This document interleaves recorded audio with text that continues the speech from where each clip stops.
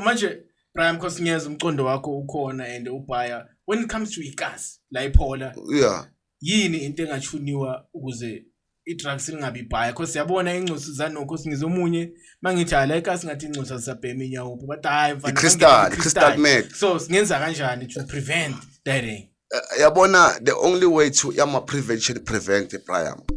ukuthi manje mele campaign nje into yokucala sihambe igele yabona siyekela ukufihla lento ngoba mina ngiyasho ukuthi lento le umakhelwane wakho lento izistrat sakho la unyathela khona unyathela yona uyayibona sihambe isigele senza ama drug prevention isithole abantu mfethu nama outsabhemana mazi wama example so batshela ukuthi mfethu la namuhla sihamba nawe isikho sikufuna ungcole kanje uyobatshela labantwana ukuthi wena udla yiphinto ungasabi futhi uyayibo kuze nabo babone shoot lento manje kumele kukhulunywe ngayo somphakathi ehlangana asidla abantu abathengisa ama drugs uyayibo into eyenza ukuthi umuntu kuzabe right asilwe thina nathi sisodwa ngathina esiphila lempilo sidlanganise lethi ngoba ukula nabantu abathengisa ama drugs noma singabaxoshe Witbank ayatholakala nama phones wakhona ngazi sibawa order lama drugs ngazi kanjani so ilento lo ngisho ukuthi mina makube nama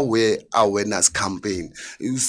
kube nama campaign senza ama program senze different types of physical uyangithola kube nama program esiwaplana abangama planning design ukuthi okay manje sesidesigner into enje vathu kuma sports and recreations and facilities now ama ground afila akucace la elokushini ama tennis court izinto eziningi nje kumele ngabe siyazicala ezosho ukuthi ezo prevent ezenza abantwana ukuthi man bangazitholi basema drugs okay nyawabona ama wifi nama hotspot this thing is only to down flash people's mind ngizonda kabi ngoba labantwana mangathi uyakibo manje baba wesi babukela iTikTok cabanga umuntu is busy with someone that doesn't know him ukuthi who the heck a fuck is he mangambuza umuntu ukuthi manje ukuthi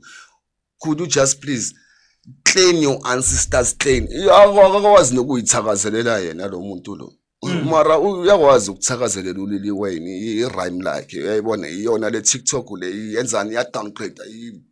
brain flashes ingqondo zabo uyangithola umuntu mangathi okay awungibhalele something that is very important uyenze nje i-curriculum invitation or na ibhali memorandum wena mfethu you will struggle and strive uyazi ubona ngaze ngathi mhlambe dead row umfaka kuma head lo muntu lo uyobhala lesi TikTok sakhe na lesi WhatsApp sakhe uyayibona le nto le so izinto kumele sizi address i-government is blame flash ngazo lezi zinto so nalama 350 kumanje ugcinene nona bathi kuba nemashe ukuthi iyouth yakhala ukuthi okay ama sports and facilities development ama skills development uyayithola into akusekho umuntu address into enjengalezo la elokushini manje